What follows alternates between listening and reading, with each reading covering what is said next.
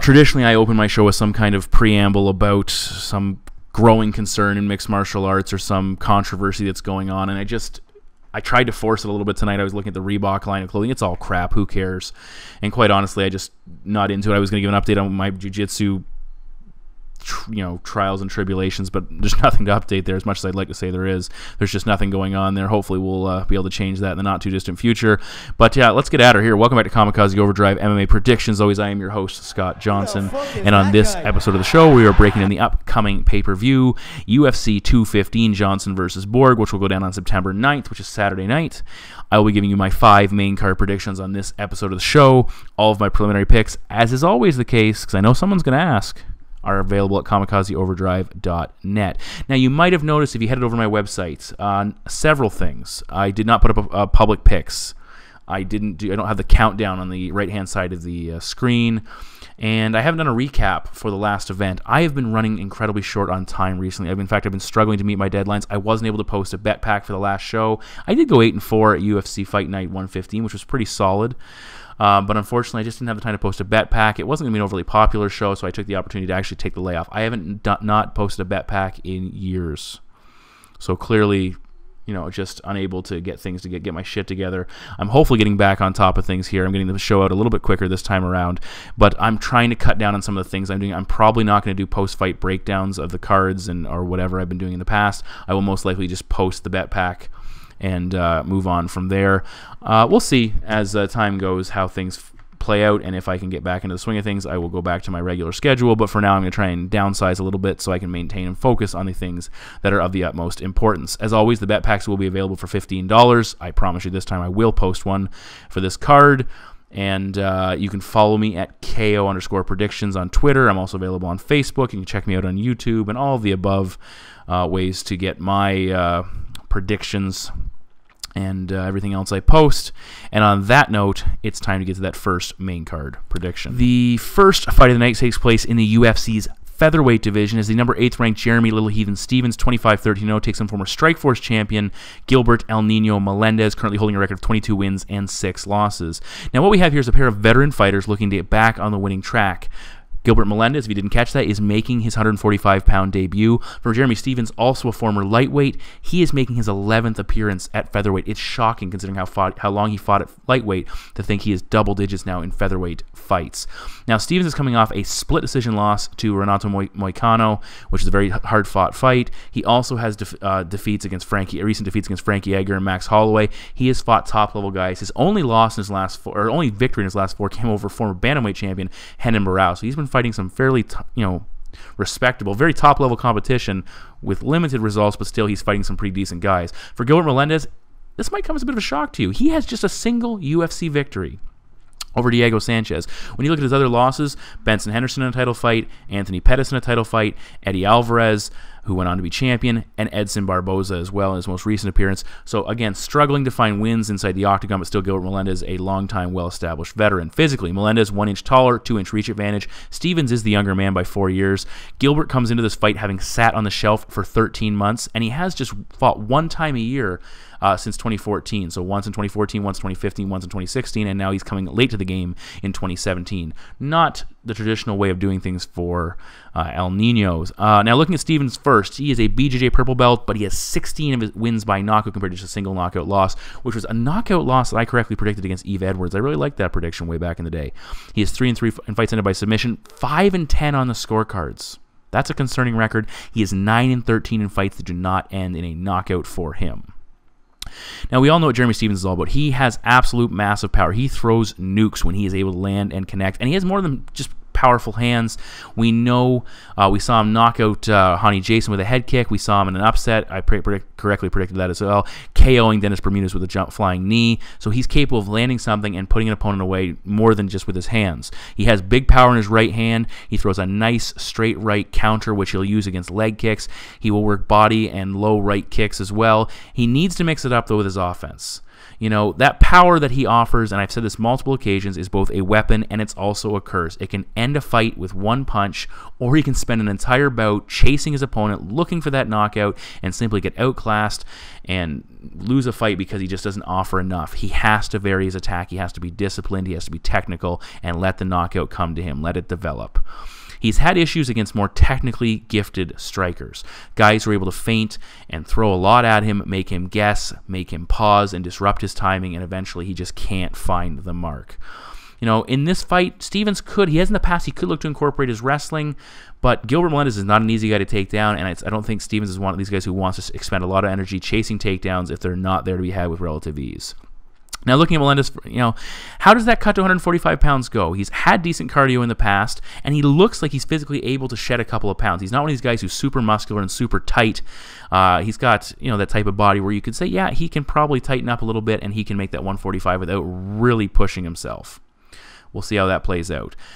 He does have a solid advantage in strikes landed per minute at plus 0.75 over Stephens, but he also gets hit a half time less per minute, so that's equating to almost roughly 1.25 strikes in Gilbert Melendez's favor. He has 11 wins by knockout. He's never been knocked out. He has a very good chin, which is something of concern for Stephens, and he has 10-5 on the scorecards, with 2 of his 3 recent defeats on the judges' cards coming by split decision. Now, Melendez, the big thing with Melendez is he can be drawn into a brawl. He is willing to trade. As I said, he has a very good chin. It would not be the best choice against Stephens. Stephens wants a guy who's going to stand in front of him and bang, throw hands, and see whose chin holds up and whose power is better. That's not something that Melendez wants to do. I think he is the more technical striker. He wants to keep it that way. He throws an exceptionally long lead left jab. He keeps pumping it out there, doubling it up, tripling it up, uses it to disrupt his opponent's timing. That's a very effective weapon against a guy like Stephens who's looking to wade forward and throw heavy leather. He's got some decent power in his right hand. He used it to counter Eddie Alvarez and hurt him early on in that fight. Unfortunately, as I correctly predicted, I hate saying that. No, I love it. Alvarez was able to turn that fight in his favor and eventually defeat him, but Melendez had some success early on. The big thing with Gilbert, he doesn't vary his offense too often. Again, it's that left jab, power right seems to be what he throws the most, but he is patient, and I like that. Again, that constant pumping of that jab is going to keep Stephens from settling in and moving into power range. Gil does tend to throw wider strikes when he opens up to brawl. Again, I'm hoping he'll avoid doing that here. It can lead him to getting countered. Again, it's not Stephens likes to brawl. I don't know if he's going to counter too often against Gilbert Melendez. Again, he's going to look to try and throw those big power strikes. You know, Gil hasn't shown a lot of wrestling. It's something I don't expect to see him shift gears in the UFC. Or in this fight, he might opt to go there, but again, I think he's going to look to just be the more technical striker, not expend himself, considering it's his first 145-pound fight. You know, Stephens struggles when he can't score knockouts. Let's just call it what it is. Gil needs to remain technical, work that jab, force Jeremy to swing and miss, and my prediction is Gilbert Melendez to defeat Jeremy Stephens by decision. Fight number 2 in the main card takes place in the UFC's light heavyweight division. The 10th-ranked Ilir the Sledgehammer Latifi of Sweden, currently holding a record of 13 wins, 5 losses, and a single no contest, takes on Australia's 13th-ranked, 6-0, undefeated Tyson Pedro. Now, Pedro has only 6 pro bouts on his ledger. That's all he's got, but he already is 2-0 in the UFC with 2 first-round victories. For Latifi, he is coming off a knockout loss to the now Bellator light heavyweight champion Ryan Bader. He was certainly holding his own, had some success late in the opening round.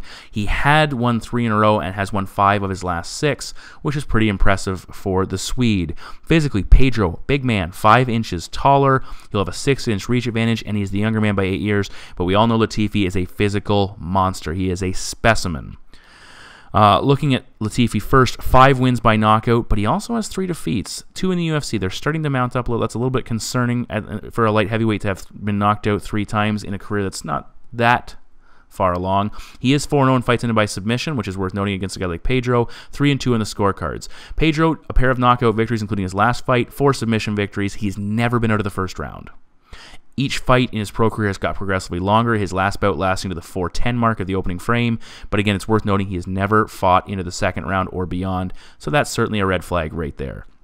Looking at Latifi first, he is exceptionally quick for a big man. He moves very well. His low stature makes him very difficult to control. He's exceptionally strong. His cardio isn't perfect, but he's shown, I guess, against John Valente most recently, that he can go deep into a fight. Obviously, training with Alexander Gustafsson as much as he does, he's got some high-level training partners to work with.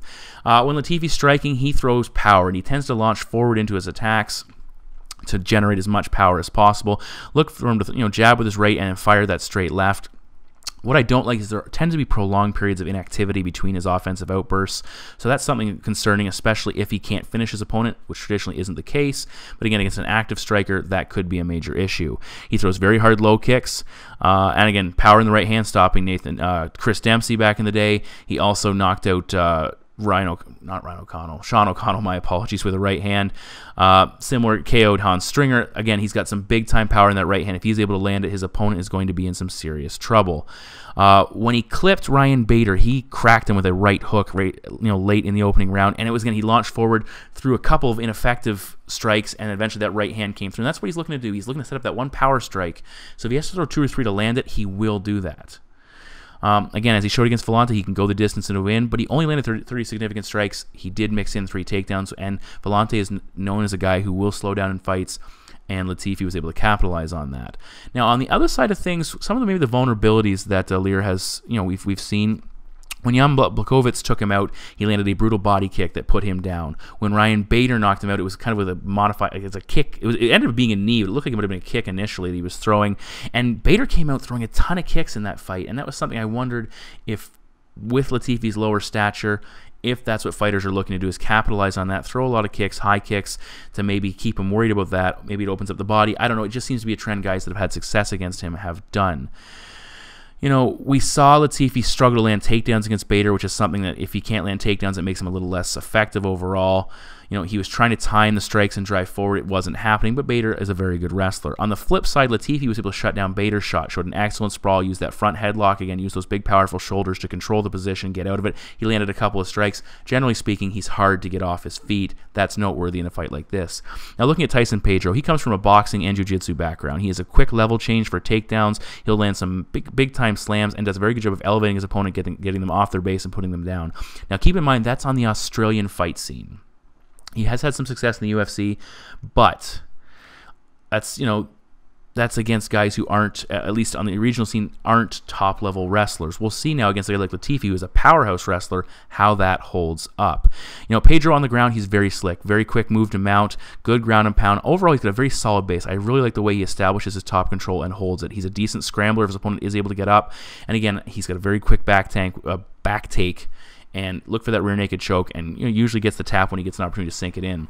Now, in the clinch, in his last fight against Craig, we saw him use those knees very effectively. That ultimately decided that fight. He framed exceptionally well, used his head positioning to really control Craig on the wall. We heard, I can't remember who was doing it. I think it was Dominic Cruz maybe talking about using his head as a third limb to allow him to control it and put his opponent where he wanted to put them before landing those strikes. He did a good job controlling Craig against that cage, shut him down, again, landed those knees, worked in some elbows as well, and eventually got the stoppage. At distance, he'll throw a right jab. He'll also throw a lead right hook periodically. He actually landed a hard straight right that put Craig on his butt earlier in that fight. Now, you look at Pedro and you have to ask yourself here, how will he fare if this fight isn't over in the opening round? Can he hold up against a physical brute in rounds 2 and 3 after never having fought there before? Latifi is a very physical guy. And again, that lower stature is certainly going to be an issue here. Latifi's chin, certainly a question mark. And if Pedro is able to crack him with something, he certainly could put him down. Can Pedro hurt him, though, if he can't control him along the cage? Does he have the striking repertoire to do damage at distance? It might only take one. Is it there? I'm not 100% sure here. As I said, the power and lower stature for Latifi is going to make it exceptionally hard for the Aussie to control him, whether it be on the cage or whether it be looking to land takedowns. I think Latifi's going to survive that early push. He's going to drag Pedro into the second round beyond that opening frame. If he might land the right hand early and put him out, but I think we're going to see Pedro in a position he's not familiar with. He's going to struggle with this fight as it progresses, and my prediction is Ilir Latifi to defeat Tyson Pedro by TKO.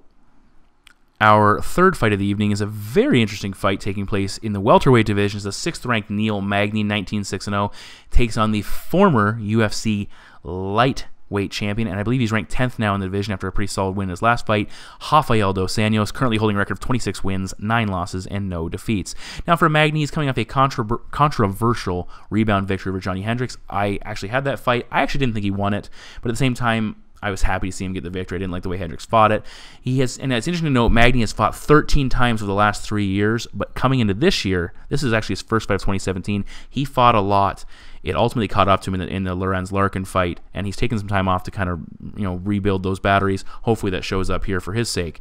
Now for Dos Anjos, he lost back-to-back fights at 155 pounds, including the title fight loss to Eddie Alvarez. He made the move to 170 pounds and beat the former Strikeforce welterweight champion Tarek Saffiedine in a pretty grueling and pretty decent first outing as a welterweight. This, I would say, is another step up as far as competition is concerned with Magny over Saffiedine.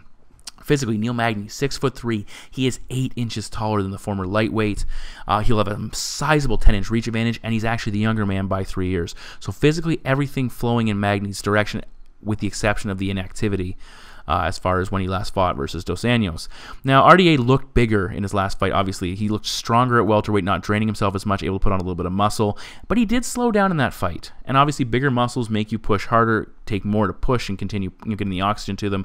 That's going to create a slowdown. We'll see how he adjusts, or if he adjusts heading into this fight, coming off that first outing. Now, early in that matchup, now we know Dos Anjos is a very good wrestler. He's got excellent jiu-jitsu, a black belt. He was taken down by Saffiedine, and he spent almost the entire first half of that opening round on his back. He eventually got up, but he was pushed into the cage. He was landing some knees, but his back was put against the wall. And I felt Saffiedine probably did enough to win that opening round on the basis of that early control. We did see RDA eventually turn the fight in his favor, scoring some takedowns, using the clinch as well. He did most of his takedowns along the cage early on.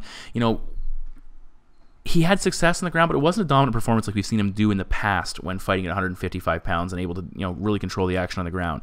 He took Saffiedine down, but a lot of it had to do with Saffiedine slowing down in the second half of that fight, which allowed Dos Anjos to get in, establish body control, and drag him to the mat. What Dos Anjos did effectively in that fight was those short-range strikes as he moved forward. He used volume, he cut off the cage, he pressed forward, and he simply kept attacking Saffiedine, kept him on his back foot, forced him to be very defensive-oriented, and that ultimately won him the fight. He throws a decent right jab, he'll sling a left hook behind it, he will dig to the body, and he throws hard low kicks. He doesn't always throw enough of them, though. Against Ferguson, he had success early cutting out his base and really chopping him down, but again, it's something he needs to work on. At least didn't throw enough in his last fight. Maybe the threat of the takedown was there and that concerned him. Also, look for him to land knees to the body. That's a very effective technique. We'll see. Did it against Donald Cerrone. We'll see if he can maybe work that in here. It could be difficult against a taller man. Against Tony Ferguson, where he started to struggle in that fight, and that was a hell of a fight, great, very entertaining fight, worth watching, is when Ferguson started to push forward and put pressure on him, forced him to back up, forced him to fight off his back foot, and that really took away some of Dos Anjos' effectiveness.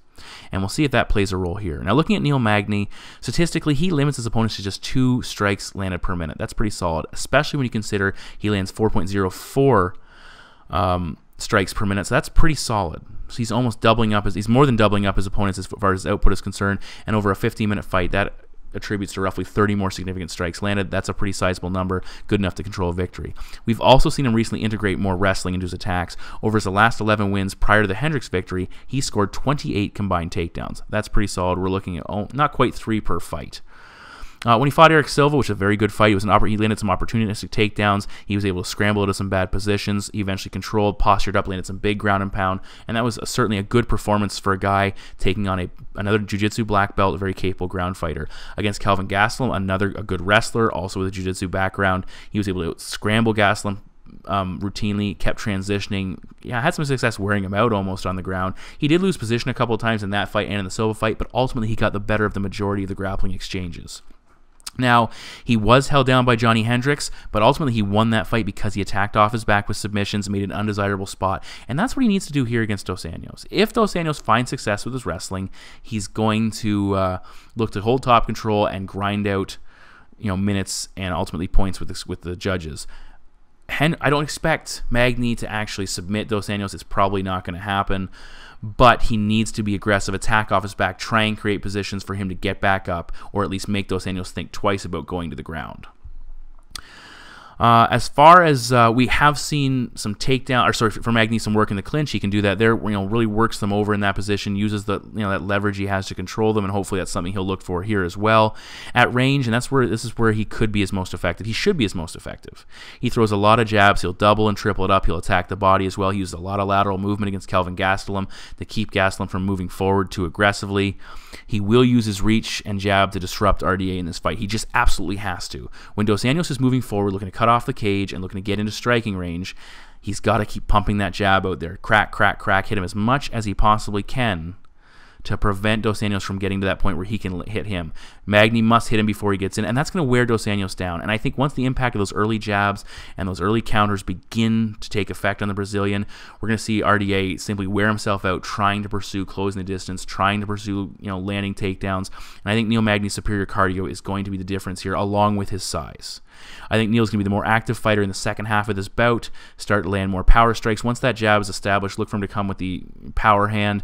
I think we'll see some takedowns from Magny, which might catch Dos Anjos off guard. I think if Saffiedine can take him down, Magny is certainly capable of taking him down as well. Magny has had issues in close fights, split decisions against Gastelum and Silva, but I think this is the type of fight where he has the superior cardio, superior output. I think it's going to show up here. RDA being undersized is going to hurt him here. Ultimately, we saw it with Rockhold with Weidman against Gastelum. I think we see something similar here, maybe not with a stoppage, but my prediction is Neil Magny to defeat Rafael Dos Anjos by decision. In the co-main event of the evening, we have our first of 2 UFC title fights as the Women's Bantamweight Championship is on the line as the champion, Amanda the Lioness Nunes, 14 wins and 4 losses, takes on the #1 contender, Valentina Bullet Shevchenko of Kurdistan, currently holding a record of 14 wins and 2 defeats. Now, this fight is a rematch. They actually first fought at UFC 196 just over a year, more than a year ago now. And I picked Shevchenko to win that fight. I felt that she was going to, survive Nunes' early push and take over in rounds 2 and 3. That didn't actually happen until round 3, and it was too late at that point. She nearly came back, but Nunes got the victory. Since that fight, Nunes has beaten Miesha Tate to win the title and Ronda Rousey to defend the title in definitive fashion, both of those bouts. Very impressive. Shevchenko, on the other hand, she has defeated Holly Holm in a fight that cost me a fuck ton of money. And Juliana Pena in a very impressive fashion, submitting Pena, which caught a lot of people off guard. I had Shevchenko to win it. I didn't think she'd submit her. This fight was initially scheduled to take place at UFC 213. It did not take place as Nunes pulled out at the last second. Fight was canceled. A lot of people thought she was scared. She talked about not feeling physically capable to fight, despite the fact that doctors were suggesting, yes, there's nothing wrong with you, you're cleared to go. And I have to wonder if she didn't recognize that first performance against Shevchenko, she was probably saved by the fact it was only 3 rounds. Now we're fighting for 5 rounds. Shevchenko's probably better, more comfortable in her position right now as a fighter. I think Nunes has to be a little bit concerned about this matchup, and I wonder if that didn't play a role there. I'm not saying she was chicken, but walks like a duck and quacks like a duck. Hey, we all know what it is. It's a chicken, right? No, that's not right. Physically, Nunes is 3 inches taller. She'll have a 2-inch reach advantage, and they are the same age. Now, in fight number 1, there was a bit of a tentative start. Both fighters were feeling each other out. Nunes throwing some kicks, not really landing, no real setup to her offense. And she did, though, land a big takedown in that opening round. And it was obviously the biggest thing of the round. It won her the opening frame, and that was a big move. But there wasn't a lot going on. They were much more active, though, in round 2. Nunes scored another early takedown. She landed some solid strikes from top position.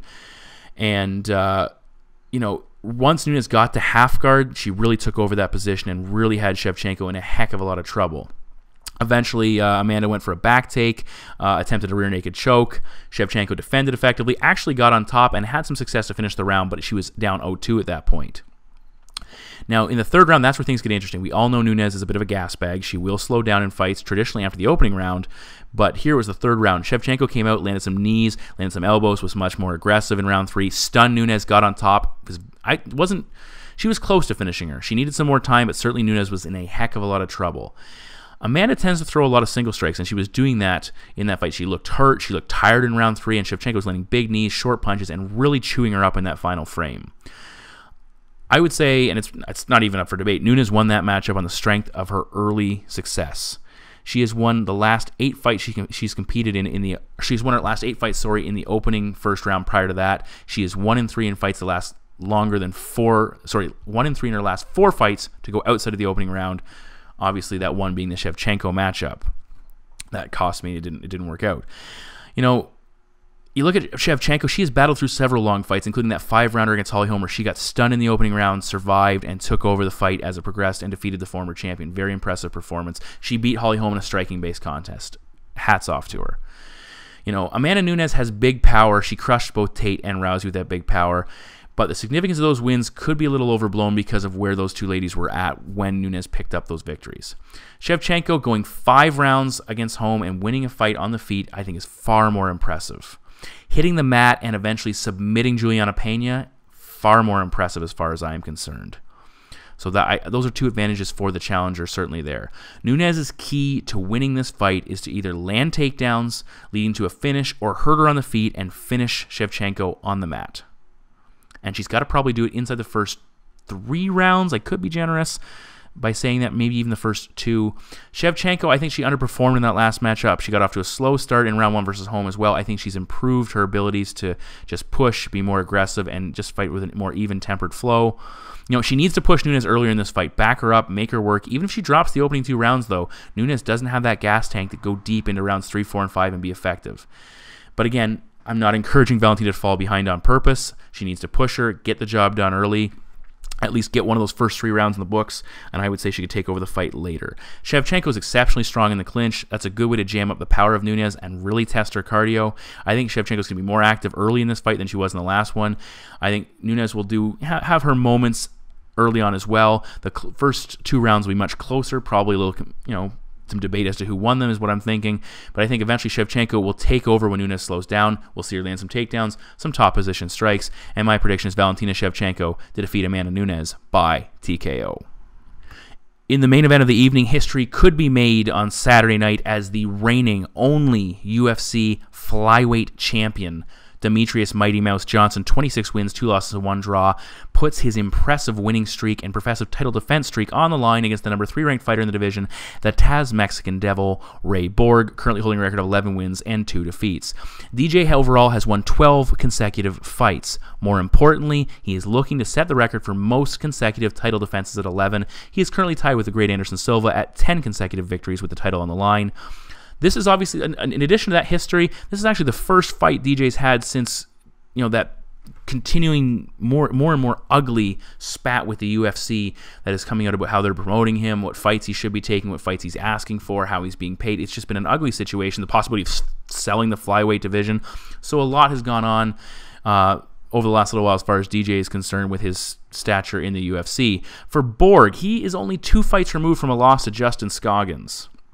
That shows you the depth of the division, or at least the lack of current, challengers with a lot of momentum on their side. He has won 2 fights in a row, which is solid, including a very big win over Jussier Formiga.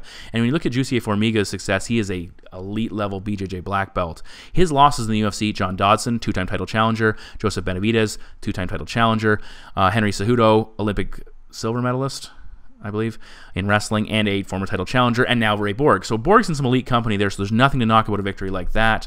But again, you'd like to see a guy who's taken out maybe a Dodson edition or Benavidez, somebody like that, and moved himself into, beat a couple of those big names prior to getting a shot at Johnson. We don't have that luxury, so we've got the fight we've got. For Borg, he is 1 inch taller. DJ, the champion, will have a 3-inch reach advantage, and the challenger is 7 years younger than Mighty Mouse. Now, Ray Borg, there's no denying he's an absolute impressive talent. I'm a big fan. Love watching him fight. He's an excellent grappler, very capable on the ground. Really enjoy watching his transition game and his scramble game. Very impressive. He's coming off a big win, which is huge, but is he ready for this level? I don't think so. Few are. Actually, no one has been at this point, at least in the flyweight division. But we'll see. Could Borg pull off a major upset? Has complacency creeped into DJ's game?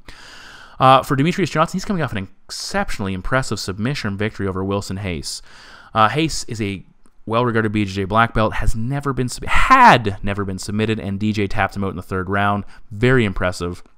He was coming off a closer-than-expected fight against Tim Elliott, which a lot of people were shocked to see how well Tim Elliott handled himself, especially early in that fight. So I would say he was motivated to get back in that dominant win column. Now, with Demetrious Johnson, the guy he's the pound-for-pound greatest fighter on the planet. Incredibly technical. His cardio, excellent pace, incredibly quick. He's hard to hit. He mixes his wrestling and striking together. He's a multi-dimensional fighter with just check marks for days in all of the intangibles. Now, when you look at a fighter as successful as he has been, you got to see who's had success and how do they have success against him. Obviously, Dominic Cruz defeated him in that way back in the day in a great bantamweight title fight. He beat him with takedowns, and that took place at bantamweight. John Dodson had success cracking a couple of times. Timothy Elliott won those early grappling exchanges, got an early tight sub attempt that had a lot of people going, wow, is this actually how it's going to end? That underdog Matt Serra, George St. Pierre type story. It wasn't meant to be, but at least Elliott had some early success.